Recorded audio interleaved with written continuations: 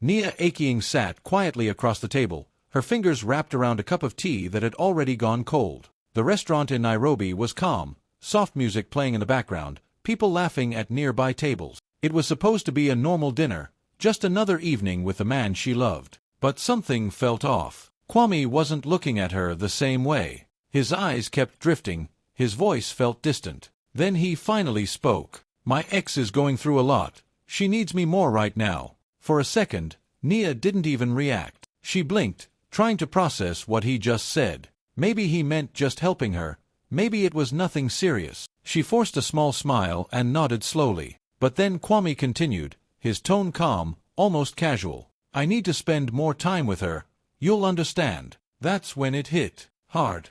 Like everything inside her just dropped. The noise of the restaurant faded away, and all she could hear was her own heartbeat. Spend more time with her. His ex, the same woman he once said was in the past. Nia looked at him, searching his face for even a little hesitation, a sign that this was difficult for him too. But there was none. He looked sure, comfortable, and that hurt even more. She didn't argue. She didn't shout. She just sat there, quietly realizing something she had been avoiding for a long time. She was no longer his priority. The silence between them grew heavy, saying everything words couldn't. And in that quiet moment, something deep inside Nia shifted. Not loudly, not dramatically, but enough to change everything.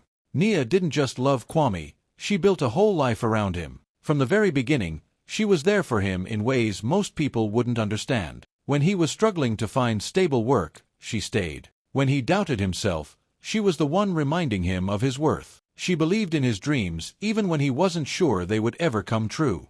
Late nights, early mornings, sacrifices no one saw, Nia gave her time, her energy, her heart, everything. They lived together in Nairobi, in a small but warm apartment that slowly started to feel like home. It wasn't perfect, but it was theirs. They would sit on the balcony at night, talking about the future, bigger opportunities, a better house, maybe even starting a family one day. Nia truly believed they were building something real, something strong. She supported him emotionally, and even financially when things were tough. She celebrated his small wins like they were huge victories. And when his career finally started to grow, she felt proud, like they had made it together. But now, sitting alone and thinking about everything, Nia started seeing things differently. The signs were always there. She remembered the late-night phone calls he would suddenly step outside to take. At the time, he would say, "It's just work," or "It's nothing important." And she trusted him. She never questioned it because she didn't want to be that kind of girlfriend. Then there was the distance. Not physical at first, but emotional. The way conversations became shorter. The way he stopped asking about her day. The way his attention slowly shifted somewhere else, even when he was right next to her. There were moments when she felt it, that quiet feeling in her chest that something wasn't right. But every time, she pushed it away. She told herself she was overthinking. She reminded herself of everything they had built. Love makes you ignore things you shouldn't ignore. Now it all made sense. Kwame hadn't suddenly changed overnight. He had been drifting away slowly, and she had been holding on tighter, trying to fix something that was already slipping away. And the hardest part, she realized she had been giving everything to someone who had slowly stopped choosing her. Looking back, Nia realized something painful. Zola was never really gone. At first, it all seemed harmless. Kwame would casually mention her name once in a while, like she was just part of his past. "She texted me today. She's going through something," he would say, and Nia, being understanding, would just nod. She didn't want to seem insecure or controlling. After all, everyone has a past, right? Sometimes Zola would call late at night. Kwame would pick up, step outside, and say, "I'll be back in a minute." Nia would sit there, alone, scrolling through her phone, telling herself it was nothing serious. When he came back, he would act normal, like nothing happened. And she accepted it. Then there were the emergencies. Zola always seemed to need him at the most unexpected times. A bad day, a problem at work, something emotional, something urgent. And every time, Kwame felt responsible to be there for her. Nia noticed how quickly he would drop everything to respond. Even if they were in the middle of dinner, or watching a movie, or having one of their rare quiet moments together. At first, Nia admired his kindness. She thought, he's a good person, he cares about people. But slowly, That admiration started turning into confusion. Why did his ex always come first in those moments? There were also the small things that didn't make sense back then but felt loud now. The way his phone would light up and he would quickly turn it over. The way he smiled at certain messages but never explained why. The way he seemed emotionally available for someone else, but distant with her. Nia trusted him. That was the truth. She believed there were boundaries, even if she couldn't see them clearly. She believed that no matter what, she was the one he had chosen to be with. But now, everything felt different. It wasn't just about messages or calls anymore. It was about present. Zola wasn't just someone from the past. She was still part of his present. Still connected. Still important. And maybe more important than Nia ever realized. That truth didn't come all at once. It slowly settled in, piece by piece, until it became impossible to ignore. Zola had never truly left his life. And the painful part, Nia was the only one who thought she had. Kwame always had an explanation ready. Whenever Nia tried to bring it up, he would sigh and say, "You're overthinking it," or "She just needs help right now." His voice was calm, almost convincing. He made it sound so simple, so harmless, like he was just being a good person. "I can't just ignore her when she's struggling," he told Nia one evening, barely looking up from his phone. "You know that's not who I am." And that was the problem. Nia did know who he was. That's why she had stayed for so long. That's why she kept trying to understand, trying to be patient, trying not to turn this into an argument. She didn't want to be the reason he stopped being kind. But slowly, that kindness started costing her something. It wasn't just about Zola anymore. It was about everything that was changing between them. Kwame was there, but not really there. He would sit next to her, but his mind felt somewhere else. Conversations became short, distracted. Sometimes she would be talking, and he would nod without even hearing her. Other times, he would suddenly pick up his phone in the middle of a moment that actually mattered. And every time that happened, Nia felt it. That quiet ache. That feeling of being slowly replaced, without anyone saying it out loud. There were nights when she would wait for him, hoping they would spend time together like before. But plans would change. Something would come up. And she already knew what that meant. Zola. Kwame kept saying it wasn't what she thought. That there was nothing romantic, nothing serious. "I'm just helping her get through a hard time," he repeated again and again.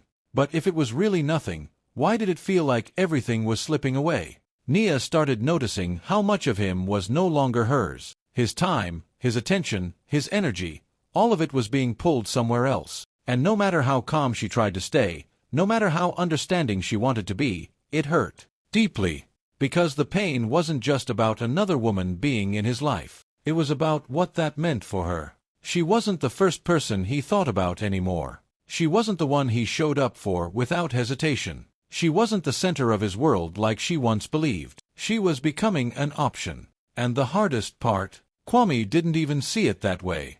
But Nia felt it in every silence, every ignored moment, every time she had to compete for a place that was supposed to be hers. And slowly, painfully, she began to understand something she never wanted to accept. She was losing her place in his life. That night felt different. The apartment was quiet, too quiet. Nia sat on the edge of the couch, her phone resting in her hand, screen dark. The lights were dim, and the soft hum of the city outside was the only sound keeping her company. Usually, there would be something, at least a message, a quick call, some sign that Kwame was still connected to her. But tonight, nothing. "No, I'll be late. No, are you okay?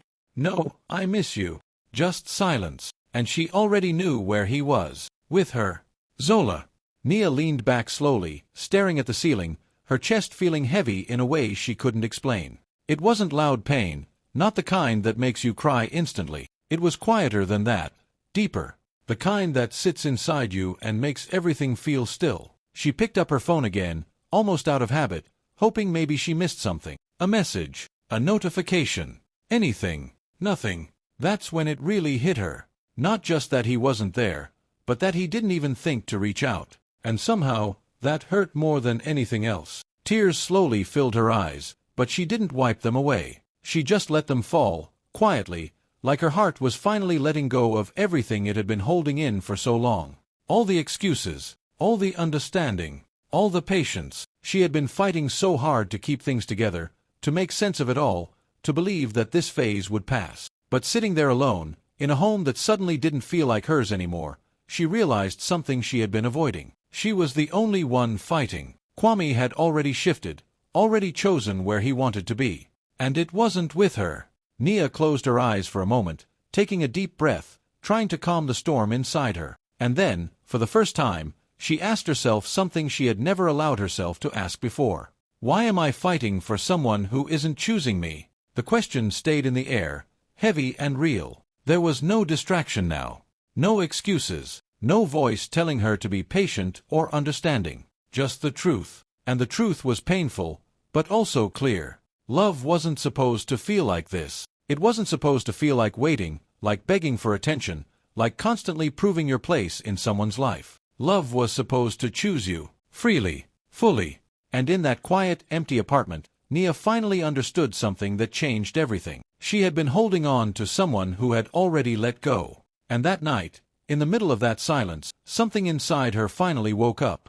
The next morning, Nia woke up with a strange calmness she hadn't felt in weeks. The apartment felt smaller than usual, the silence heavier, but for the first time, she didn't feel trapped by it. Instead, she felt clarity, like a weight had lifted from her chest overnight. She knew what she had to do. She got out of bed quietly, careful not to wake Kwame, though she already knew it wouldn't matter. His presence wasn't really there anymore. It hadn't been for a long time. She walked to the closet and started gathering her things, her favorite clothes, a few essentials, the little things that made her feel like herself. Every item she packed felt like reclaiming a piece of her life that she had slowly given away. Then she wrote a note. Not a long, dramatic letter. Not an angry message to make him feel guilty. Just a few simple lines, honest and clear. I deserve to be with someone who chooses me. I'm choosing myself. She folded it neatly and left it on the kitchen counter, where he would see it later. That was it. No explanations, no begging, no tears left behind for him to clean up. Nia stepped out of the apartment and into the bright Nairobi morning. The sun was warm on her skin, the city buzzing with life around her, and she felt a strange mix of fear and freedom. She didn't look back. Every step away from that apartment, away from him, felt lighter than the last. It wasn't just leaving him, it was leaving the pain, the uncertainty, the endless emotional tug-of-war behind. For the first time in a long time, she felt the power of her own choice. She didn't need his approval. She didn't need him to realize what he was losing. She didn't even need him in her life anymore. She had chosen herself. It was a simple act, but it carried a strength that no one could take away. Nia knew this was the beginning, not the end, of something bigger. The beginning of her life on her own terms. The beginning of her healing. The beginning of freedom. And with that, she walked away. Every step was hers. Every breath was hers. Every heartbeat was hers. She wasn't running from him. She was running toward herself. In that moment, Nia realized something powerful. The woman who once waited to be chosen by someone else could be the woman who chose herself first. And that choice, that was everything. Nia arrived in Mombasa with a suitcase full of clothes and a heart full of determination. The city smelled different, salt from the ocean mixed with the warm, humid air, carrying a sense of new beginnings. She didn't have much, but she had herself, and that was enough. For the first time in a long time, she felt like she could breathe without holding back. Her first days were quiet. She spent hours walking along the beach, letting the waves wash away the heavy memories of Nairobi, of Kwame, of the nights she had spent waiting for someone who never truly chose her. Each step felt like reclaiming herself piece by piece. She cried when she needed to, laughed when she felt joy, and slowly began to notice a light returning that she hadn't seen in months. Work became her anchor. Nia threw herself into her career, taking on projects that challenged her and pushed her out of her comfort zone. She started meeting new people, building connections, and seeing that life had so much more to offer than heartbreak. Every small success, every compliment, every recognition at work reminded her of her own value. She realized she had been letting someone else define her worth for too long. But it wasn't just work. Nia made space for herself in ways she hadn't before. She cooked meals she loved, explored quiet corners of the city, and spent weekends reading, meditating, or simply sitting by the ocean. She allowed herself to rest without guilt, to enjoy moments without constantly worrying about what Kwame was doing or whether he thought of her.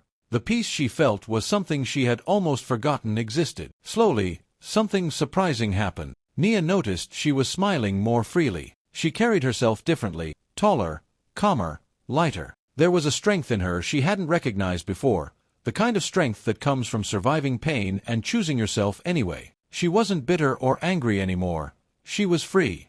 And in that freedom, she saw the truth. Losing Kwame wasn't a loss. Losing him had opened the door to life on her own terms. She could dream bigger now, think clearer, love herself more fully. Her heart was no longer waiting for someone else to validate it. Nia realized that sometimes the hardest endings are the ones that give you the most. The heartbreak that once felt like the end of the world had actually become her greatest gift. Every challenge, every tear, every sleepless night had led her to this place, stronger, calmer, more independent, and entirely her own. For the first time in a long time, Nia felt whole. And with every sunrise over the Mombasa coastline, she knew she had truly started over.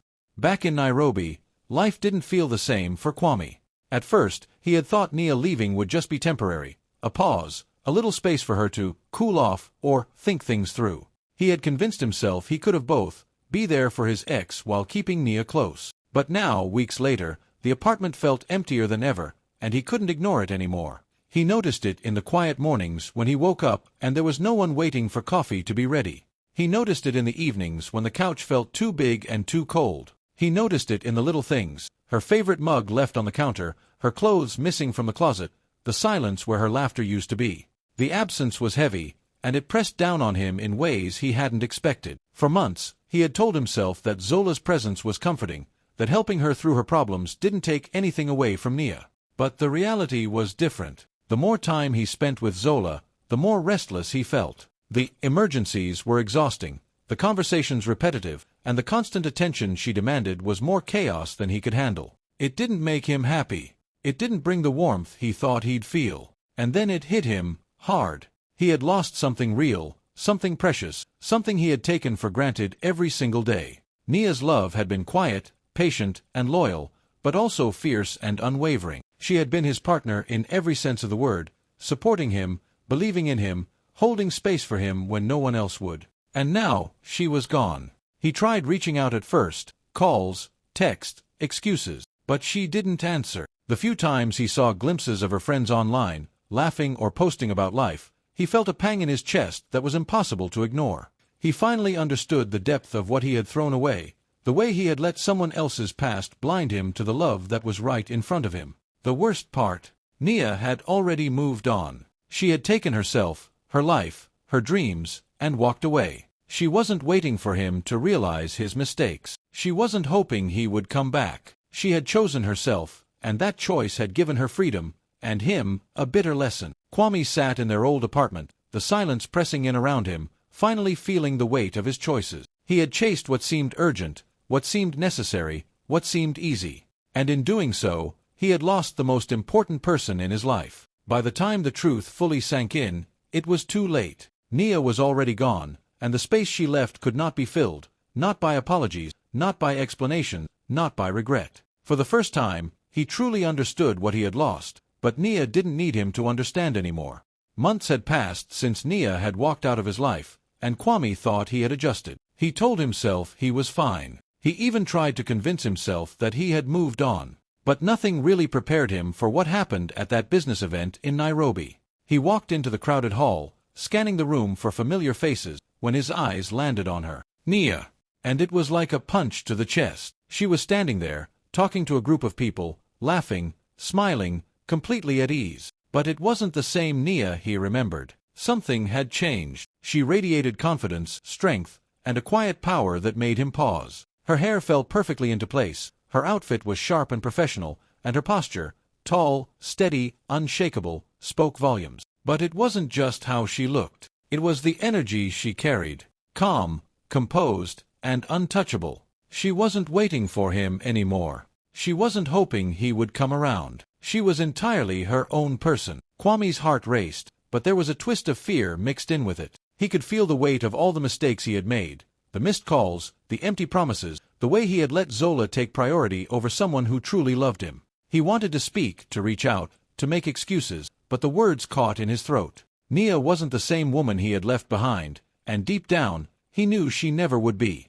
She noticed him eventually, turning her gaze toward him with a polite, almost detached smile. No warmth, no longing, no hesitation, just the kind of smile that said, "I see you, but you don't belong here anymore." It hit him harder than he expected. He watched as she continued moving through the room, confident in every step, effortlessly engaging with people, commanding attention without demanding it. Every interaction, every laugh, every glance made it clear that Nia had grown stronger, braver, and completely independent. She wasn't carrying the weight of him anymore. She was free. Kwame felt a mix of admiration and regret, but he also realized that it was too late. She had built a life for herself, a life full of possibility, strength, and self-respect, without him.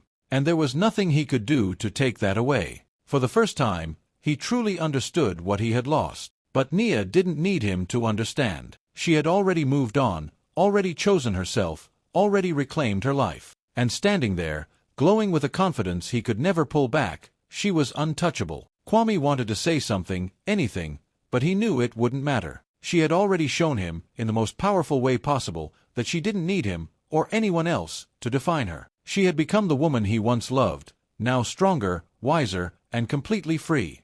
Kwame couldn't believe it. After months of silence, here she was, Nia, standing right in front of him, calm, confident, unshakable. He opened his mouth, words tumbling out too fast. "Nia, I made a mistake. I shouldn't have let you go. Please, let me explain. But she didn't interrupt him, didn't argue, didn't look angry. She just listened, her eyes steady, her posture relaxed. And then, when he finally ran out of excuses, she smiled, a soft, knowing smile that cut through everything he was trying to say. "You made your choice," she said gently, "and I made mine. It was simple, clear, final." Kwame froze. There was nothing left to say. No pleading, no apologies, no explanations could change the fact that Nia had already moved on. She had chosen herself, her life, her peace, and that choice wasn't coming back. Nia turned and walked away, each step deliberate, confident, free. Not angry, not bitter, but at peace. Her head held high, a quiet strength radiating from her, as if the months of pain, the heartbreak, and the waiting had all led her here, to this moment of freedom. For so long, she had waited to be chosen, hoping someone else would see her worth. But now she knew something powerful. She didn't need anyone to choose her. She could choose herself. And that choice, that simple, powerful decision, had given her everything. Strength, freedom, confidence, peace. Kwame watched her go, finally realizing what he had lost. But Nia didn't look back. She didn't need his recognition, his apology, or his approval. She had already found something far greater, herself. The woman who once waited to be chosen had learned the most important lesson of all. Choosing herself first was her greatest power. And in that moment, nothing and no one could take that away.